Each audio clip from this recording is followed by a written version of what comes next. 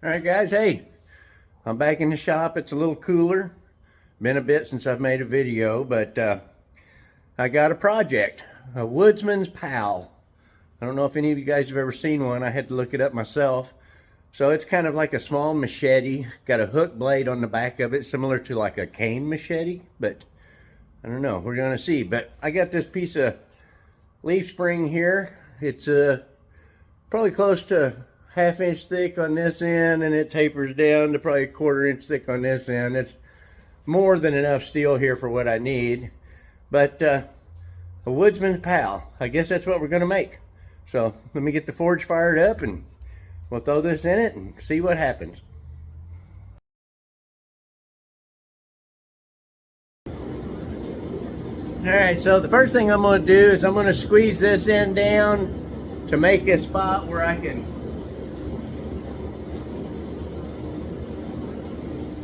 make a little end where I can get a hold of it with tongs and have a good secure hold on it, because it's going to be some beating.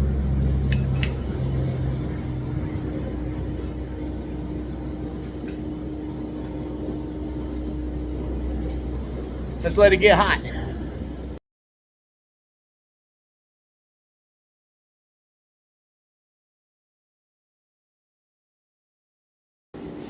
All right, now that I got that where I can actually get a good hold with my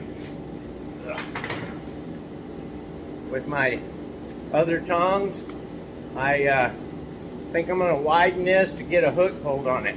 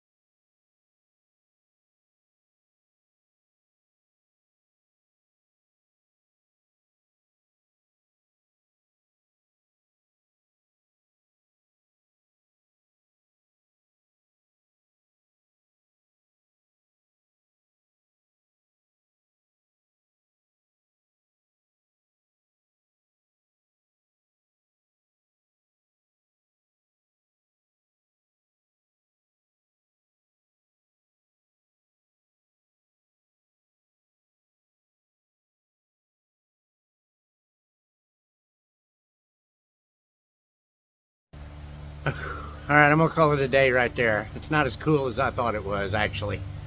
But my hands are getting tired. I'm out of practice. I'm old. So a couple of hours is good enough. Day one of forging's done. I'm happy where I'm at. When it cools off, I will have a look at it, do some measurements on it. I still am not for sure exactly how big it's gonna be. I'm gonna have to look up some stuff. But I just stuck it in the forge, let it cool down nice and slow, anneal it out, get ready for the next time. Part two's coming.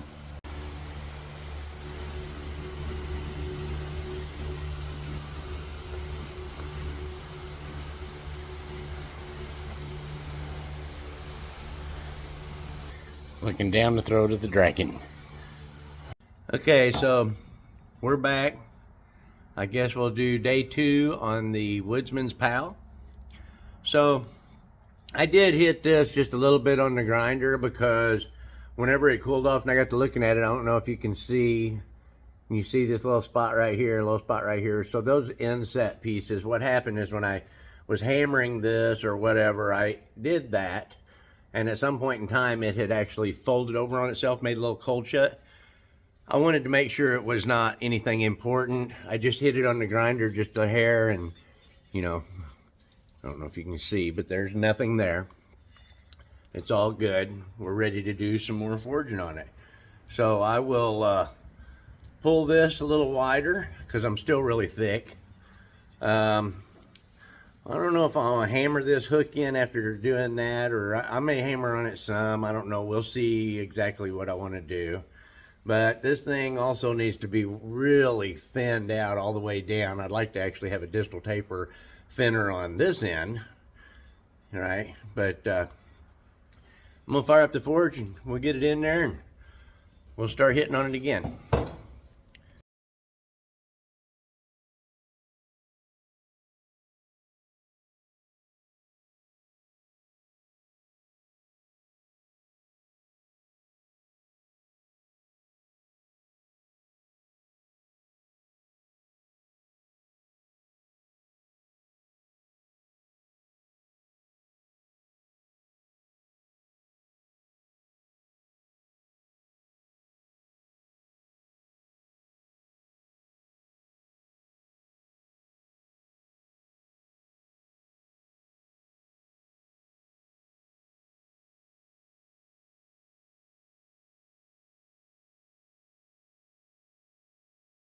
Had to drop a bunch of weight, so I cut off all this extra. So there's my handle, it's established where it's going to go. This is my cutting edge, this is my hook. So I'm going to go ahead and move on with it. It's so much lighter now.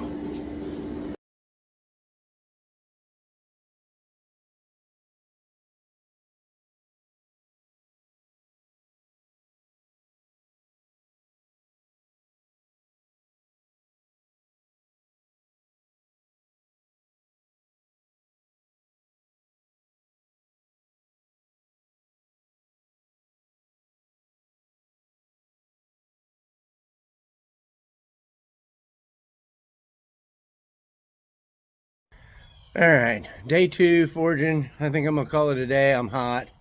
I forged out me a little beehive tool too, but right here is where we're at. So Woodsman's Pal, this is gonna be a hook here, sharp edge, machete. It's probably, I don't know, 3/16 thick. I'm going for 1/8 inch thick, a little heavier on this end.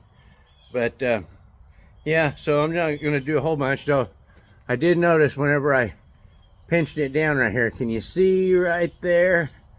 So I got a little bit of a cold shut right there. I seen it, I stopped messing with that area so I didn't push it in deeper. I'm gonna grind that out real quick here in a little bit, and we'll probably do one more forge session on it. Maybe not. I may go ahead and just cut it the rest of the way to shape it.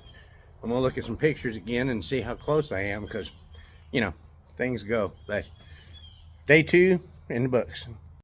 All right, guys, final day forging on the Woodsman's Pal. So I did some research, looking at pictures of what these things look like, and I went ahead and sketched on it a little bit. And what I saw right off the bat was I don't have a big enough piece of metal right here to cut the hook out of it. So what I'm going to do is I'm going to put this back in the forge. I'm going to pull this hook more around, a little bit more around right here. I may go in a little deeper right here, but I'm going to pull this on around a little bit, give it a little more pronounced hook on it. So I think that's where we're at. The rest of it ain't looking too bad. I may go ahead and put just a little bit more curve instead of just a belly in this. I may actually curve the whole blade just a little bit. I don't know, but I got my little cold shut that was right there ground gone, no problems whatsoever. Feels like you want to swing it already, so let's fire up the forge and get it going.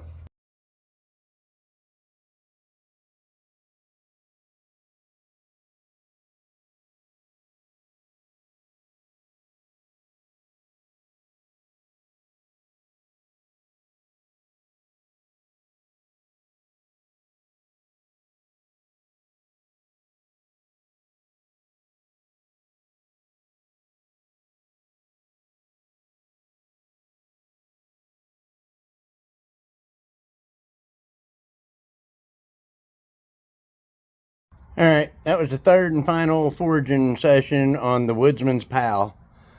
Didn't take a whole lot. I'll show you what we got. So there it is. I don't even know how long it is. Let me see here. So roughly it is about 11 inch 11-inch cutting edge, probably 5 inches wide there. Overall, about 16 inches looks like. So, like I said, there it is, Woodsman's Pal. I think it's going to turn out nice.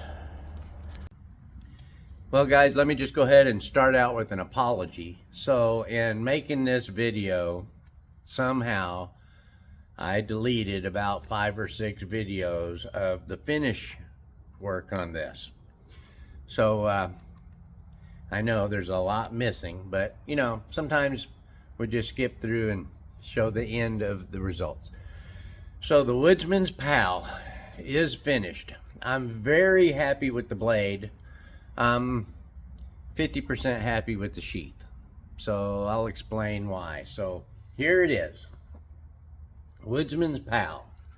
It has a belt clip on the sheath. Clip it on your belt if that's what you want to. Throw it in a backpack, whatever you want to do. So you can see it's very wide up here with this hook on it, which drives me crazy.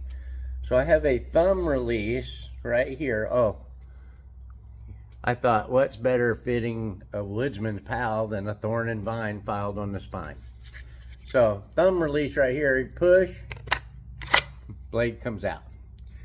So we have our blade. This hook is sharpened, but it is not shaved sharp. So this edge is sharpened. It has a nice apple seed edge, and right now it's shaved sharp. So I did an antique finish on it, and I left the hammer marks. I thought it was quite fitting. It is a machete. Purple heart handle, and like I said, thorn and vine filed into the handle. It's got a really nice profile on the handle. Man, it grips good. It doesn't feel like it wants to sling out or anything. So this blade is actually fairly light. You can see it's not super thick. It's a little thicker out here on the end to give it a more of a chopping feel to it. But the sheath. So the sheath here, this hook drove me crazy. I've spent 2 days working on this sheath with a lot of experiments. So to put it in, you gotta hook the hook in, slide it down, lock it in, right? So it holds good. I am happy with that. Like I said, this trigger here, this is the release on it to pull it out.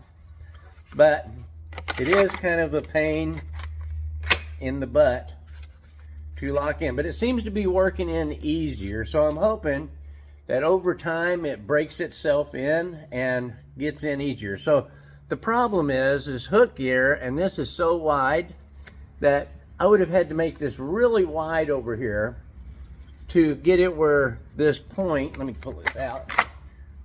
When I hook this hook in and start to roll around, you can see right here by my finger where this point is. This point is really close to these rivets, okay? So that is kind of what's causing all my problems.